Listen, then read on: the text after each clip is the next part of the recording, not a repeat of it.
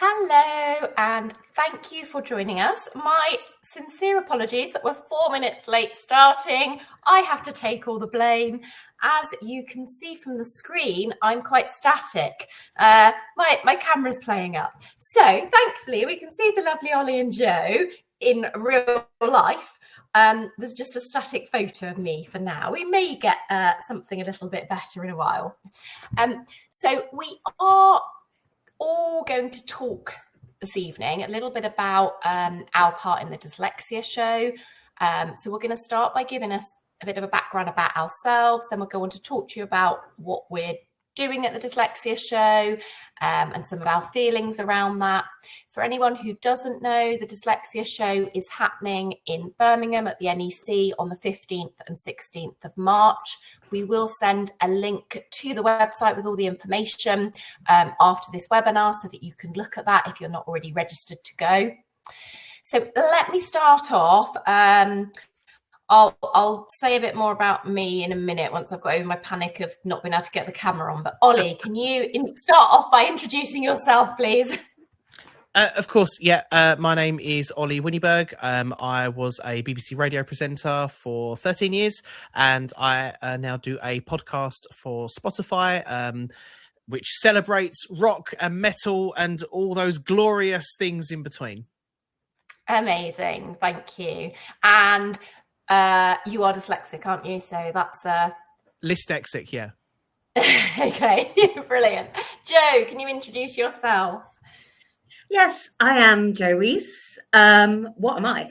I'm an ex-primary school teacher, ex-Senko, and specialist teacher and assessor of dyslexia. And apparently I do quite a lot on social media these days, trying to raise awareness of dyslexia as well. I'm also a mum of 3 children that have dyslexic profiles, and I am late to be diagnosed, but dyslexic myself. Amazing. I think when I was writing some notes the other day, I wrote something like all-round dyslexic or all things dyslexia for you. Basically, yes, I come at dyslexia from many perspectives and angles, because obviously where I used to be a classroom teacher as well, I get what it's like to be a classroom teacher with no expertise, trying to juggle the breadth of needs. So, yeah. Absolutely. Yeah, I'm always kind of juggling different hats, and for me my involvement with dyslexia happened in my very first teaching job too many years ago to mention, and then I also now have a dyslexic son, so I understand it from the teacher point of view and the parent point of view, and I'm very much a neurodiversity advocate who really kind of tries to campaign and empower people and just make sure we are doing the best so that everyone can achieve their full potential. So at the Dyslexia Show next month, Joe, do you want to go first with kicking us off about exactly what you're going to be, not exactly, but roughly what you're going to be talking about? We don't want to give out too much now. Yeah. And I have to be careful because Aaron is logged on. But I have set my title and I have done a rough plan, just haven't done the presentation yet. So my talk is called Survival to Thrival. I'm unclear if that's a word or not, but it rhymed and I liked it. A parent's guide to supporting dyslexia, basically. So I'm going to be talking in the parent arena in one of the parent sessions, and I'm going to be sharing how you go from survival to thrival as a parent, supporting children, your own children with dyslexia. We're going to be focusing on the fact that I believe that actually if we send our children to school, that we're sending them to a system that's broken. Can't fix that as parents. So actually, what can we do? What other ways around have we got that? What can we do as parents? What is our role in that as parents? And I'll also be sharing some tips, real life anecdotes and examples of, dyslexic crazy things that have happened with my own children, ways we've got around it, as well as their successes. So yeah, that's what my talk's going to be on. Amazing. I love the title of yours. It's just brilliant. And Aaron has just said, sorry to put us all in the spot, but I think we all know he's not sorry at all. He loves putting us on the spot. And Ollie, can you explain a little bit about what you're going to be doing at the Dyslexia Show? Well, I'm going to be on a panel with lots of lovely fellow dyslexics. But because I'm going to be on the panel, I don't know what I'm going to say. It's the questions that will be asked to me, in which I will try and answer as best as I possibly can. I think from my own perspective, I am of a generation where having undiagnosed dyslexia, I was in the bottom sets for everything at school, and and my own kind of trials and tribulations through that kind of experience. And I would like to, as a very minimum, really kind of bring home the fact that when you're in education, and if you have got something that's undiagnosed, actually, once you get that diagnosis, it's almost like a feeling of euphoria. So I'm such an advocate for getting that diagnosis, and because you will just help yourself. But I am so excited to go to the NEC in Birmingham next month, and I'm just excited to meet other dyslexics. I genuinely cannot wait. Oh, amazing. And I do feel like you've put a little bit of a challenge out there for people who are planning on going and attending the panel, to give you some really awkward questions. They've got time now to think about, what could we ask him? What could we really put him on the spot with? I'll take it on. Yeah, I don't think much will faze you, so I think you'll be absolutely fine. I am similar to Joe. I do know what I'm talking about, Aaron, honestly, but maybe the exact details aren't confirmed yet.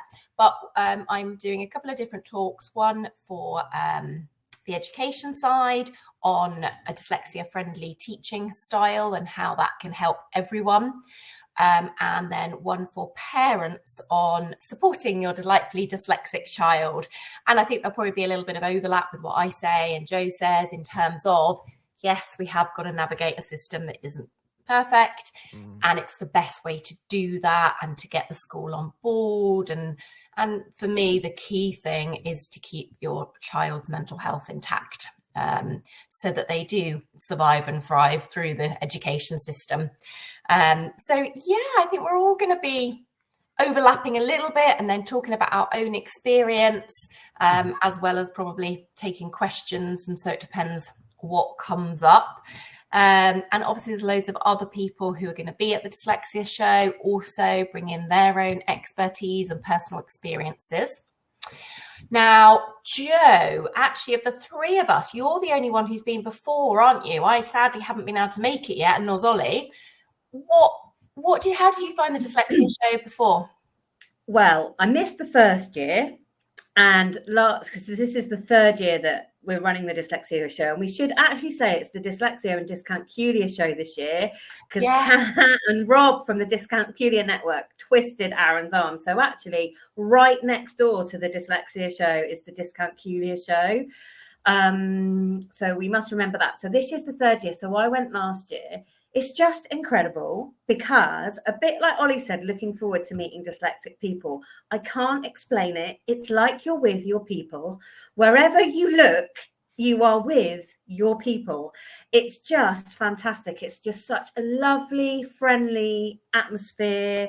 There are all sorts of people, all sorts of backgrounds, all sorts of professions. You have to remember the Dyslexia Show is not just about education, it's about workplace.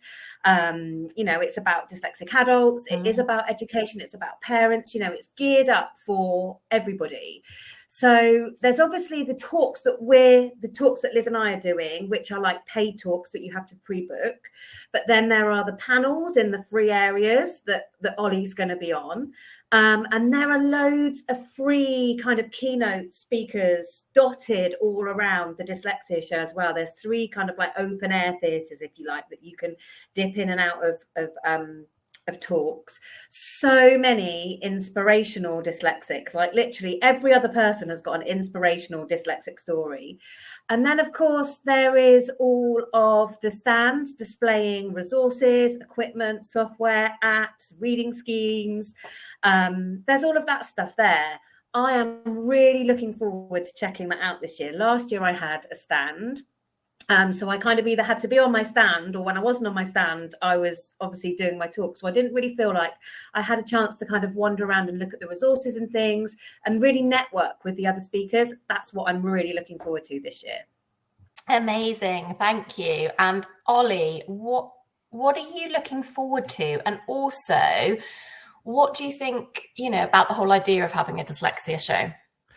Well, I mean, I think it couldn't come soon enough. I'm a bit worried though, because if us dyslexics sort of meet and make friends with some of the people with dyscalculia, it's going to be an absolute minefield, because we're going to try and read the bill on the foot. Like if we all go out for drinks and dinner after, we're going to not be able to read what we've ordered. They're not going to be able to work out the prices. We're just going to be it's going to be we'll be there till 4 o'clock in the morning. I think that's why I'm invited. I don't have dyslexia or dyscalculia, although my ADHD brain may just confuse everything, but I'll try and help with the other bits. Please do, because look, we're going to need you to either read or divide. That's going to be your sort of main. But I'll be doing 100 things at the same time and forget. That's the only problem. But really, kind of on a serious note, I don't think I can elaborate any more on what Joe said. I think that having a dyslexia show, the importance of it, we're all sort of we're all advocates for neurodiversity, or even people with neurodiverse traits, and actually to be in not only a space but a massive space full of people that are singing from the same hymn sheet is going to just be absolutely wonderful. And I think actually for people that maybe have only recently been diagnosed with dyslexia, I think it could be a real confidence booster to meet other people in their shared world, in their shared space, that they can look at and go, actually, I met Jo, or she was really nice, or I met Ollie, and and actually we are all part of this same world. Let's make it amazing. Let's make it colourful, and let's just all go through it together and help and support each other. Absolutely. I think one of the things that's fantastic, Ollie, is that it's everyday people, it's teachers, it's workplace people. So actually, if you were somebody from education that was going and you really wanted to find out about the latest research, or you wanted kind of that bit of dyslexia, that's going on in some areas. But if you're a parent who's feeling really overwhelmed and just kind of wants to kind of talk to, if you like, just a normal person that you can relate to, they're there as well. So it doesn't matter where you are in your dyslexia journey or what your purpose is in terms of advocating for dyslexia. There is something there for everyone.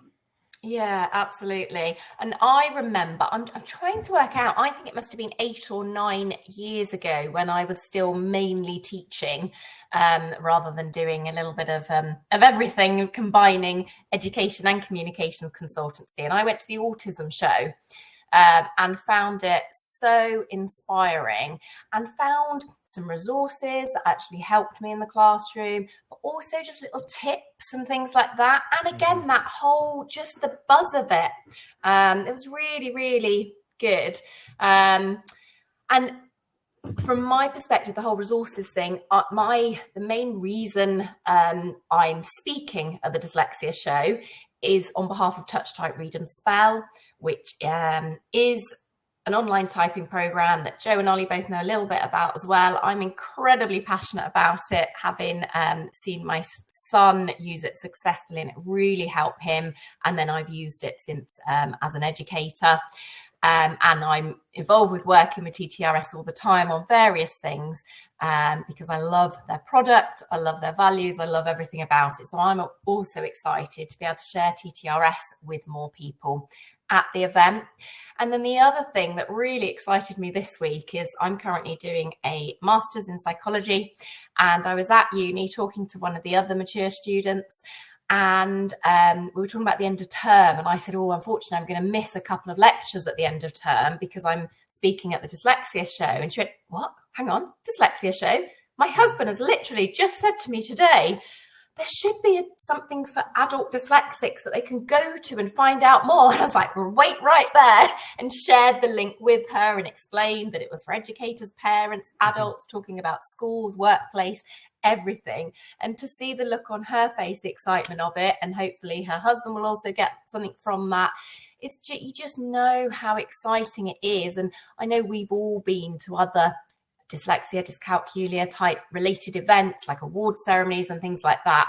And the buzz of people all together with the same passion, and then supporting the people who are new to it. So maybe a parent who's just found out their child's dyslexic, or an adult who's just found out that they are, and that kind of almost fear factor And then when you start talking about everything that can happen and the fact that it's not all doom and gloom and there's some really exciting things to it, it's just so empowering, isn't it? And I can't wait for like 2 days of that buzz. I said, Aaron has just messaged actually to say, Ollie, you're talking in the keynote theatre at 12:45 on the Friday. That's incredible. It's the theatre right in the middle. And that's one of the free theatres that people can, you don't have to pre-book, you can just go in and out of there. And Liz, you're in the workshop theatre at 2:30 on both days, and I think I am midday in the parent workshop on both days. That's where I am. Brilliant. Amazing. Yes, Aaron, thank you for providing us with the exact details. Aaron. That's really helpful. So from your own perspective, Ollie, if you would have been able to have something like the Dyslexia Show, or just more conversations like we're having now about things like dyslexia and dyscalculia when you were a lot younger, do you think that would have supported you and helped you? Yeah, definitely. I mean, look, when I was saying a moment ago about being in the lower sort of sets for most things in school, that's absolutely not me bashing the education system. We know that there is a problem with it. It's how it's going to be fixed, and it seems now that it's more people from the outside actually trying to fix that system rather than it coming from the inside itself. And that's absolutely no problem. We can get together and we can do that and work out how it's best going to support children. But I think from my perspective, as I've said before, I had a very naturally academic older brother who always did really well in school, and then I didn't, and that wasn't because I wasn't trying. I was still trying as hard as him, but I could never reach the same academic achievements.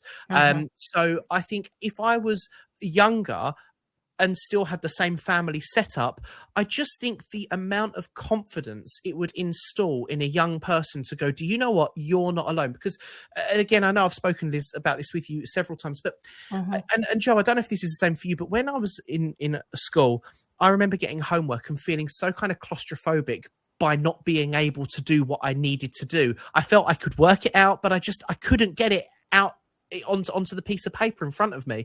And I think actually meeting other people that have those same neurodiverse traits, it's just all about the support mechanism, isn't it? It's all about supporting each other and making you feel like you're not from another planet, and most importantly, like you're not stupid. Because I think a lot of dyslexics think before they get this diagnosis, well, I must be stupid then because I'm not getting anything right. And that is so damaging to a young person's brain to think they must be stupid, because straight away we're in a world where social media is king. You got to look right, you got to sound right, and you got to have all these things, but actually get to know yourself, because that's the most real thing you can do. And with amazing setups like the Dyslexia Show and Dyscalculia Show, which I've just found out, the support, I think that and the confidence building that young people can get could potentially be life-changing just from coming to one event like this.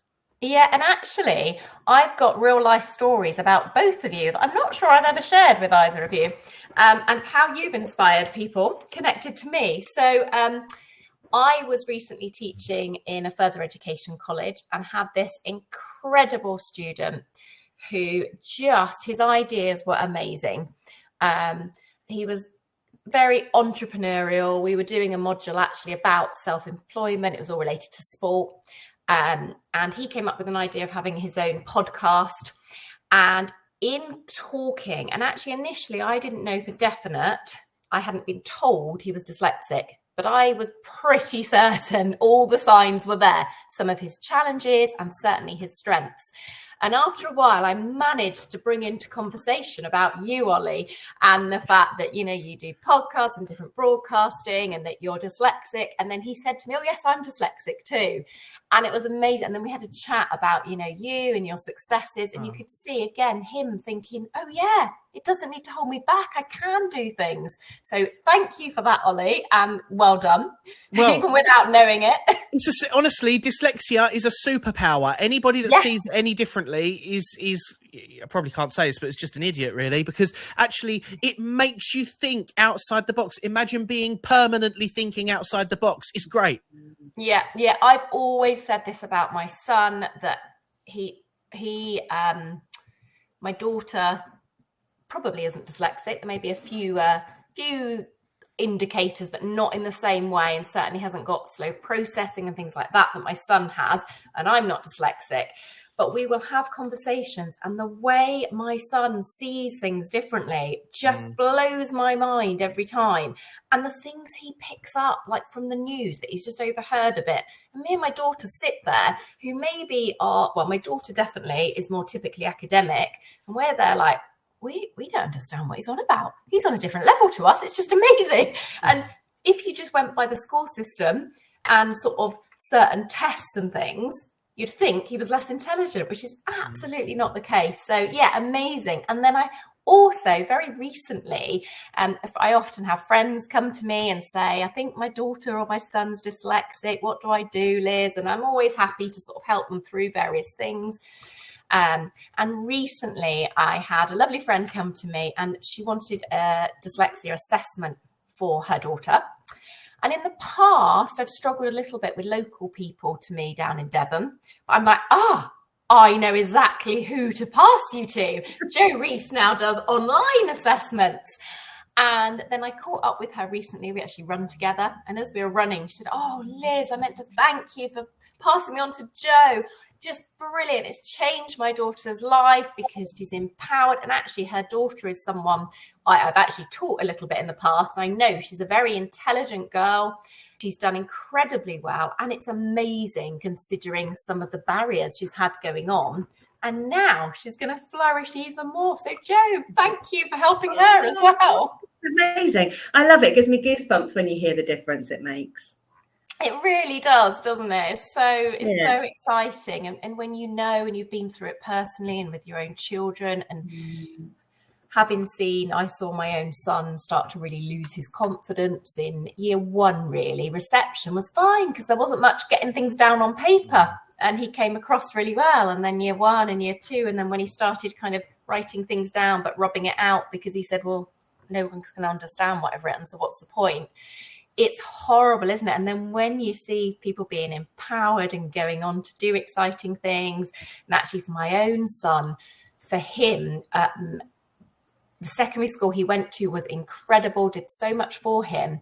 And he could have carried on to do A-levels, but it wouldn't have been his style of learning. So I kind of suggested that he might like to do a BTEC, which is much more practical. And he is just loving it and loving life. And you think there's always different options out there. We've got to get over this, which I think all three, I'm talking to the converted with us three, but some people think, oh, my child must do A-levels if they possibly can, because that's, the top level. No, do what's going to make them happy, help them to achieve to their best ability, and go on to do something that's going to make them happy. So that's all really exciting. Sorry, I forgot to say at the beginning, people who are with us, if you have any questions for us, please feel free to pop them in the questions tab. We'll be happy to try and answer those. I'm sure if it's anything directly related to the Dyslexia Show, then if you give Aaron a couple of minutes, he will... I will have to read the questions to him because you guys don't see the questions. And I expect he will help us out and give us some answers.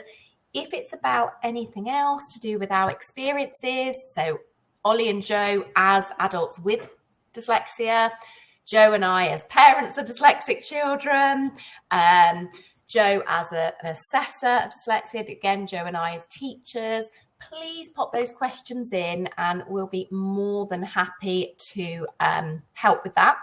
So I can see one question coming in already. Do many university students go to the Dyslexia Show? Now, my gut feeling is I would imagine so.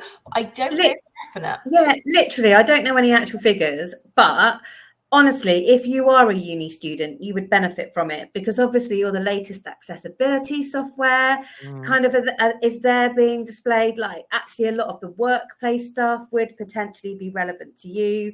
like you will definitely find people, you will find a tribe of people that you can talk to. I don't have any exact figures. I'm just trying to think. Literally last year, there were families walking around with their children, exactly like Ollie was kind of describing, looking for that inspiration and kind of people that they could relate to. There was professionals there were teachers there were teaching assistants there were dyslexic adults themselves that had come along. I can't really explain it until you've been. It is a little bit like a convention as well, if you like in terms of the way you can hang out with people and talk to people, and the way that it's kind of laid out. There are areas where you can just sit and chat to people. Amazing. It's amazing. Aaron has just also added that there are 2 sessions on the DSA changes, the Disabled Students Allowance changes. I was just going to mention that as well, because I know TTRS is approved by DSA, so you can get a free subscription for TTRS while you're a university student through DSA. And I would imagine there'll be other people there with products and services that would help. As well as Aaron's just said, the changes to the DSA. And now if anyone has tried to navigate that service themselves, you'll know that the changes are needed. And it's good that things are happening and are changing. I've been through it myself. 2 years ago, I first applied for DSA as a mature student. And wow. Only because I advocate for other people so much. And I thought, okay, I've got to do this. I've got to keep going. Did I get through it and get some support through it? Otherwise, I would have given up, because the system is so complicated. And for people with dyslexia, it's like long forms, which you don't want to be doing. So the changes are hopefully welcome changes. And yes, absolutely. If you're a university student, please come along and encourage whoever you are. Encourage other people to come, whether they think they might be dyslexic, whether they're a manager in a company who don't think they're dyslexic, but they will have people working for them who are dyslexic, or whether they're linked to education. Get them to come along, because there's so much that they can learn and be empowered themselves and empower other people. Aaron has asked us a question. So he would like to know from all 3 of us, do you think a mental health and dyslexia... Hang on, sorry. What do the 3 of you think a mental health and dyslexia form your personal preferences?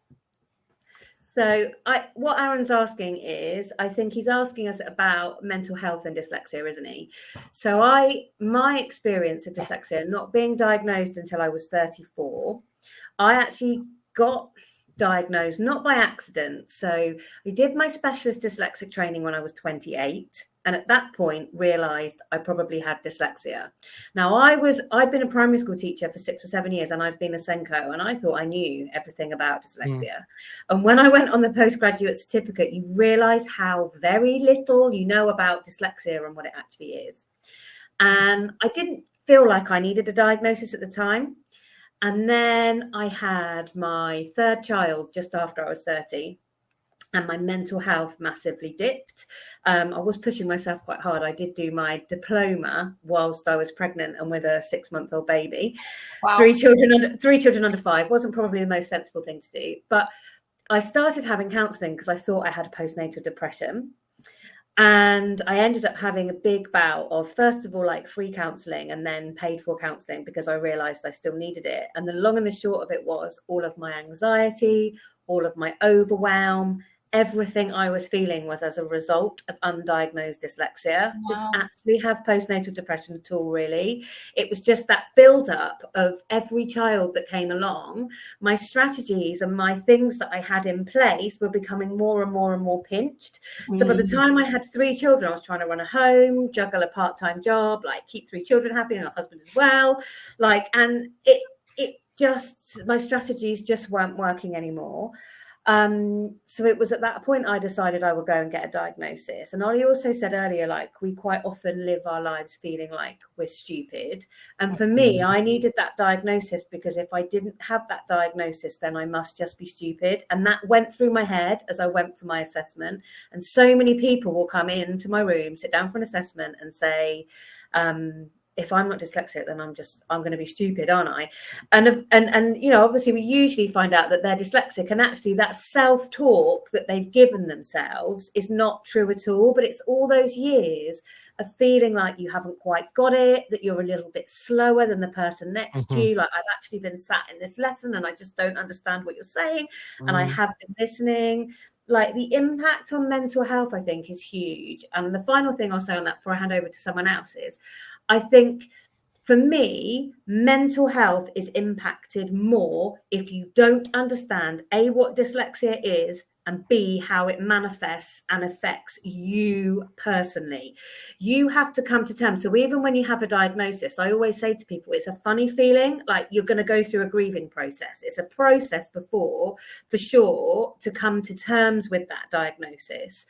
And you kind of have to go through that process and then work out how the dyslexia impacts you. And then when you've come out the other side, that's when we can focus on our mental health a bit more. But I think if we don't understand how dyslexia is impacting us and what dyslexia is, for me, that's when I think it has a huge impact on mental health. Absolutely. And there's so many myths out there still about dyslexia, and it's no one's fault. It's just the way it is. And there are so many people now passionate about spreading awareness and reducing mental health issues with people with dyslexia and other special needs and neurodiversities. Things are changing, but there's still a lot to do. Ollie, what's your perspective on this?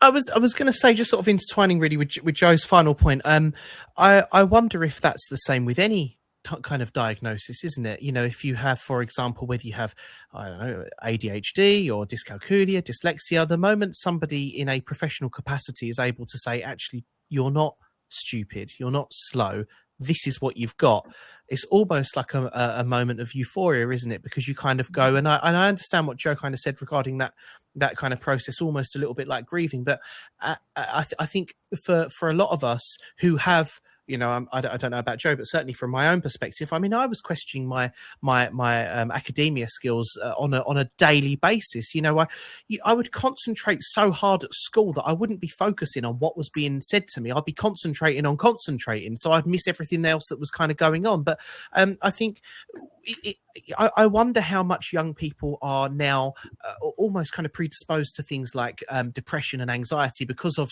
social and societal pressures, things like Instagram and Facebook. You know, I think they add to a young person's already probably complex feelings about themselves. But actually, when you do get a diagnosis, at least that is a part of yourself that you can go, oh my God, this makes so much sense. I can't believe it has taken all of this to work out that I'm not the problem, that I'm just wired a little bit different, a bit differently to other people. But I think I read recently, when I'm not reading Where's Wally, because that's about the only thing I can read, or a menu. I was reading recently that I think dyslexia is the biggest neurodiverse trait, or it is the biggest kind of learning disability or learning difficulty. 1 in 10 of us in this country have dyslexia. So from my perspective, whilst that number is huge, it also means there's more of us working together to reach a conclusion as to how we can all tackle this together. And with things like,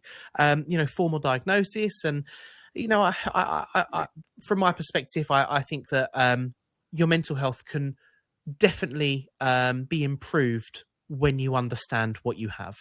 Absolutely. Yeah. And I was thinking along the same lines as you, Ollie, when Joe was talking about how, I remember my son, once we kind of explained to him, look, we think you're probably dyslexic, and that's why some things are frustrating. And it's not that, you know, you're not able to do anything. You have to do things differently. And I think that's really empowered him, and having seen him lose his confidence and then really build his confidence and be able to be, he really is quite proud of being dyslexic. The amount of times he mentions it to friends and other, it's lovely. But I also remember a few years ago, my dad was diagnosed with dementia. And it was almost that same kind of thing as when my son found out he was probably dyslexic, students of mine have found out they're dyslexic. My dad actually said, so I'm not going stupid. I thought I was just getting really stupid, but there's a reason. And I've had a similar experience. I went through school supposedly being intelligent, but not feeling intelligent. And then when it came to exams, I never met my potential. So I put myself down. I had so much elements of perfectionism. And every single day of my life, I was failing because I wasn't achieving perfect. And that was something in my 20s I learned, that perfect doesn't exist. And ridiculous thing, because you think, well, obviously it doesn't, but that was mind-blowing for me. And that changed my mental health a lot. And then more recently, literally in the last sort of 3 to 5 years, this realization about ADHD and my brain totally being, it's like, oh, yes, that's what was going on all the time. And of course, no one would have picked it up at school because I was a well-behaved student until something really got to me, or I really freaked out because I didn't understand it. And then I'd have these pretty much tantrums, even at the age of 15, which everyone was just like, okay, that's odd. She's having a weird day. Now, I think much quicker it would have been picked up and like, oh, there's something going on. And I spent years supporting other people, and immediately I became a teacher. I was so passionate about anyone with dyslexia or any kind of learning difference, and not realizing that probably it was all related to my own issues as well. And I was like, oh, I can help other people. And it is that realization. Absolutely. It's so powerful and it can change. And I think just being aware, I've got a big dissertation research project coming up for the end of my master's. And I'm actually doing it on mental health literacy in young people.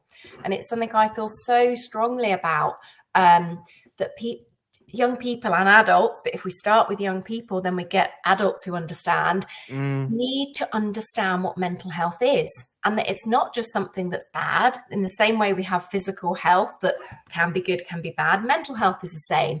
So if we teach our young people about how to maintain good mental health, some of the disorders that people do have, how to treat them, and also how to seek help, I think it's going to make a massive difference, particularly for people who are dyslexic or dyscalculic or all these other things.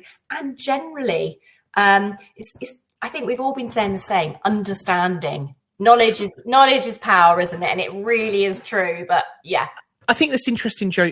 Sorry, Liz, you're saying about, you went through school and, you were trying to hit perfect achievements academically. I mean, I heard recently that it's actually kind of about time that we dispelled the myth that practice makes perfect, because it actually doesn't. Practice makes better, and every time you practice, you get better. So, if I was going to say, just off the back of what you said about your own experiences through education and through, your own stuff, I think if I was going to attend the Dyslexia Show with any one message for a young person who had either confidence issues or maybe was going to uni, like one of the guests said, practice does not make perfect. That is not true. Just get that out of your mind. It's one of those really rubbish old-fashioned sayings that needs to be dug and buried in the ground. It's practice makes better. Just concentrate and work hard, and you better and better one day at a time. Don't put all that pressure on yourself, because as we dyslexics know, pressure is our, it can be a weakness for us, can't it? So it makes us buckle, I think, sometimes. So practice makes better. That is so profound and so true. And even with having known for the last 20 years that perfect doesn't exist, I've never thought about that saying, practice makes perfect, and how awful it is, and how, again, it makes us all think, well, what, I'm putting the effort in, I'm doing it, but I'm still not perfect. What's wrong with me? Amazing. Yes, practice makes better, not perfect. I love it. And I mean, I know we've only got 2 minutes left, but it does bring me back to the education system with this constant striving for 9s, 8s, 7s. So when I coach kids around GCSEs, I'm like, what do you want to get in that subject? What constitutes success for you in order to get to your next step? Like, because at the end of the day, not everybody is going to get straight nines. Not everybody needs straight nines. Like, actually, if you know what your next step is going to be, what grades are you going to be happy with? And I think sometimes the school system kind of reinforces when you pick up your exam results and perhaps you've got straight fours, but somebody else has got straight nines. Well, actually, I haven't got straight nines. I have got, do you know what I mean? Yeah. So I think there's a lot, you know, as a parent, it really is managing those. And it isn't about managing expectations, because I've always said to my kids, you do the best you can, like, and that is good, and that is good enough, like, you know. But yeah, for me, that is one of the most damaging things in terms of mental health and self-esteem as well, is this constant pushing to get the next grade. I remember my daughter hated Spanish, and she was on par to get a 5, and she had the potential to get higher than that. And in the end, I had to email school and say, like, she's just not just not interested. There are other subjects that she wants to push in, but this isn't one, you know. And actually, a 5 isn't a fail; it's a brilliant grade. Yes, yeah. It's prioritizing. I think we have this idea that they have to achieve the absolute best they can, but hang on, at the same time, they need to be achieving outside of school. So, and to me, the biggest and best achievement is to be happy. And I remember it being one of the things I noticed when I looked at secondary schools for my children, and sort of thinking with some schools, that's great that you're telling me that you get loads of children who go to Oxford and Cambridge, but you haven't once mentioned how my child's going to feel and whether they're going to be happy. So I'm not interested. For me, achieving is much more than academic achievement. Thank you so much, both of you. Our time is up. Thank you everyone for joining us. Aaron did put another little message or reminder that registration is free for individuals for the Dyslexia Show. Apologies, Aaron, that I couldn't read your question. You'd think I'd be used to, after all these years of a dyslexic son and surrounded by dyslexics and working with dyslexics, I would have been able to work it out. But yes, we got there in the end. Thanks to Joe for decoding that. And takes one dyslexic to decode another dyslexic, doesn't it? Yes, yeah, absolutely. That's amazing. Apologies again that you've had a very static image of me the whole time, but actually it was probably better than me freezing halfway through a laugh and that horrendous frozen image that you could have had. So thank you everyone for joining us. Please do get in touch with any of us. We hope to see everyone at the Dyslexia Show. We're happy to chat and answer questions there. And take care, and remember how amazing you are, and that practice makes better, not perfect. Yes, see you on the 15th and 16th of March at the NEC Birmingham. Brilliant. Thank you.